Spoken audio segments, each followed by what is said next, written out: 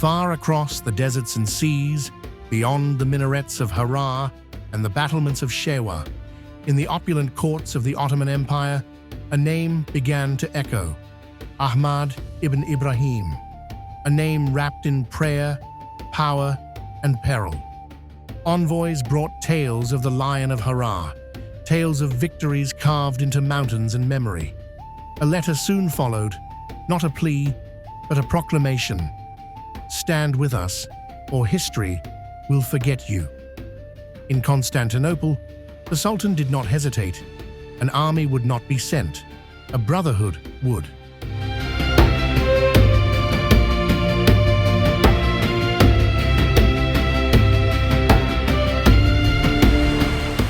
From the warm waters of the Red Sea came ships not bearing conquest, but comradeship. Seasoned Ottoman officers stepped onto the sand with reverence, not dominance. With them, they bore something ancient and new: matchlocks, forged with intention and discipline.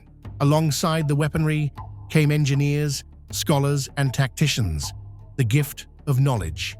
This was no mere alliance of steel, but of soul.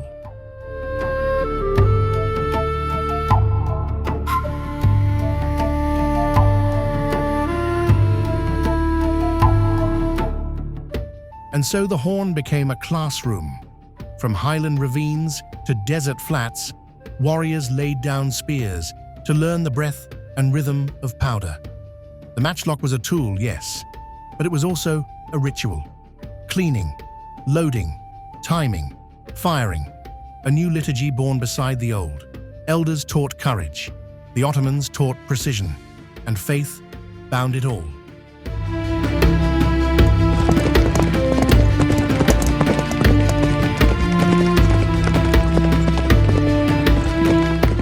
Change does not arrive with a roar, but a rhythm. The army of Imam Ahmad began to move as one. Formations were redrawn. Infantry covered cavalry. Marksmen shadowed shadows. The brothers of the sword now bore the flame of the future. In silence, they trained. In discipline, they rose.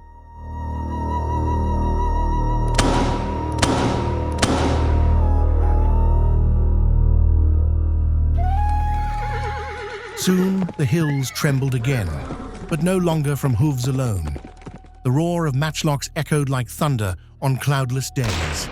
In Shewa, rumors spread.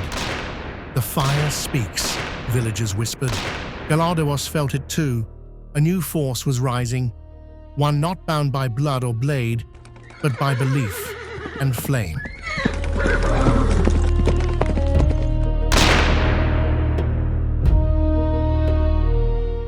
In every camp, fire was lit, not only for warmth, but for remembrance.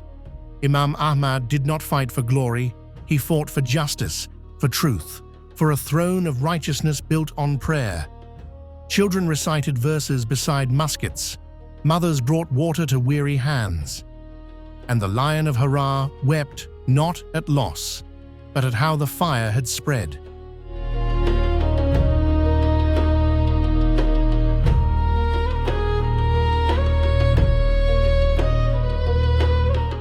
And when the sun rose again, the army did not merely march, it moved, not as men, but as messages. Imam Ahmad knew what came next. Abyssinia would resist. But now the storm was not only of steel, it was of spirit, of spark. The firearms of faith had awakened, and they would not sleep.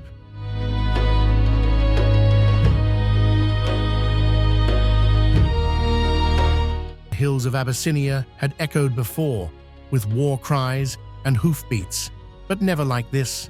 Now, smoke lingered where prayers once rose. Matchlocks cracked where once only spears clashed. The battlefield had changed, and so had the war. Imam Ahmad, the Lion of Harar, now stood not just with faith, but with fire, Ottoman steel in his grip, and divine certainty in his step. But with every thunderous volley, he knew, power alone does not deliver victory. Faith must guide the flame. Across the highlands, the Christian crown reeled, not yet broken, but bent. Galawdewos, battered but unyielding, now sought a new kind of alliance, not merely with foreign hands, but with his own people's undying will. The Horn of Africa was no longer a battleground of kings alone. It had become a crucible, and in its fire, the true shape of empire and faith would be forged.